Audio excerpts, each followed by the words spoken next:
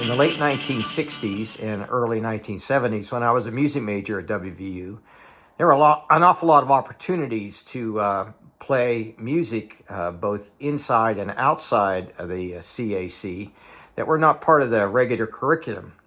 And I had plenty of opportunities to play jazz and rock and roll and shows, do a lot of subbing. One of the things that if you play the drums and you're also a percussionist, you become kind of in great demand to play at pop concerts with orchestras, because you could cover several parts at the same time. They didn't have to hire as many people, and it was fun to say play snare drum, bass drum, and cymbal parts and have to read them all at once and cover them. Later on in Hollywood, if you could do that, you got paid more for recording sessions. They called it doubles. So it was a good skill to have developed while I was there. And there are a couple things I wanted to bring to your attention I thought were kind of special. Jim Valenowith had I think it was called The Office. It was a below street level space that he would set up as a small theater, and they would do musical reviews, and you'd walk down there and get to play stuff you normally wouldn't. And it was my first experience at seeing drama majors running around naked backstage, uninhibited to do costume changes. So that kind of stands out.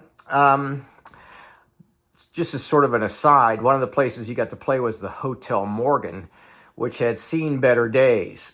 And I think this is something that needs to go down in history and not be forgotten. The Hotel Morgan had a big sign at the top up on the roof. And as it got older, the letters started going out. And so the first one went out was the L, and then the E, and finally the M.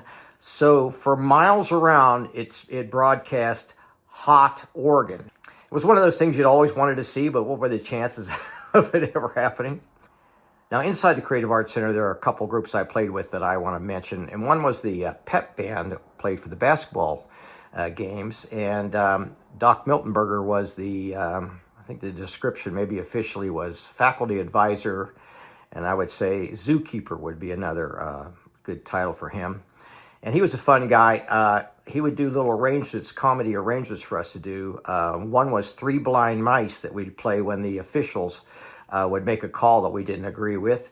They would set me up on the drums underneath one of the baskets, and when the opposing team came down and had to shoot foul shots, I would just go crazy on the drums to try to make a distraction. In fact, at one game, they came up and asked me not to do it anymore.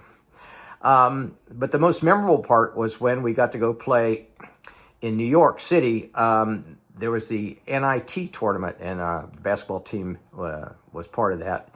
And so we got to play in Madison Square Garden. And apparently we did a pretty good job, because I think in Sports Illustrated, they actually mentioned the band in their coverage of that event. Another group that I will never forget playing with was the WVU Jazz Trombone Ensemble that Dick Powell put together.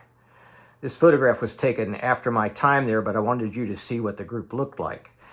They played amazing arrangements that were done at the time by Bob Hamrick, who now plays with the Pittsburgh Symphony. And he was a great jazz trombone player and an arranger. Later on, when I went to Los Angeles, I had the privilege of playing a couple concerts with the now legendary trombonist Bill Watrous, whose technical skills on the trombone were unmatched at the time. But I felt his jazz improvisations were not as good as Bob Hamrick's, which goes to show you the level of talent of students they had at WVU. One thing developed that I think is part of the history of what was going on in music at the time was a trio, J.P. Morgan on keyboards, John Rathbone on bass, and me on drums, that formed the nexus of a group that would become Stone Freight. We were pretty versatile. We could play straight-ahead jazz, top 40 rock and roll, and eventually evolved into a very creative, progressive rock and roll ensemble. Of course, we listened to everything. I had a pretty good stereo system, and so groups of music majors used to get together in my little trailer and listen for hours.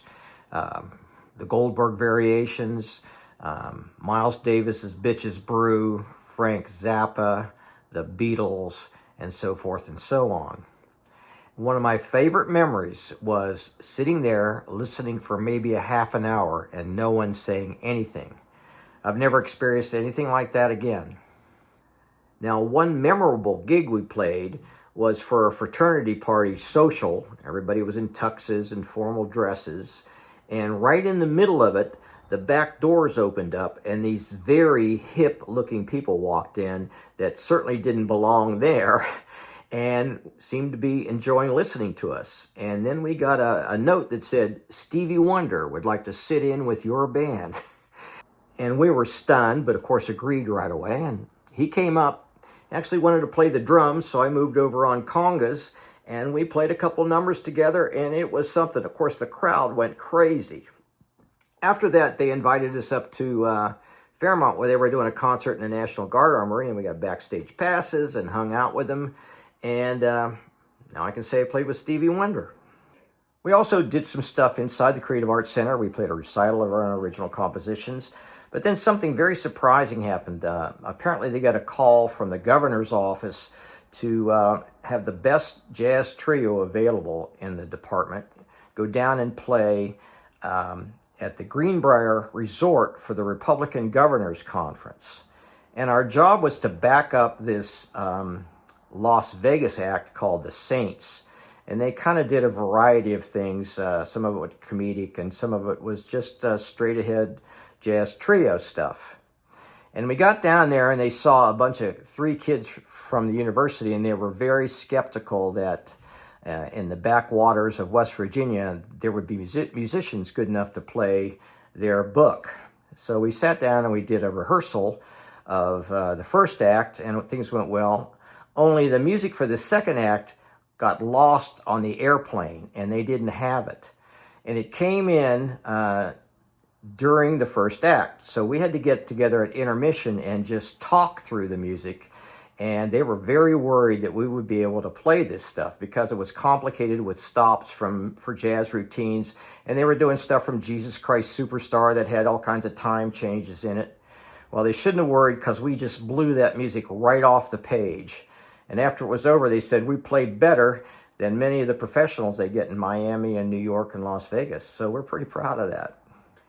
We were always looking for a place to practice. It was a real problem. And lo and behold, the solution came from one of the most unlikely sources we could imagine. I was teaching a beginning percussion class as a graduate assistant. And one of my students came in. It was an older gentleman, very clean cut. And I had this big afro and wondered what he was going to think of me.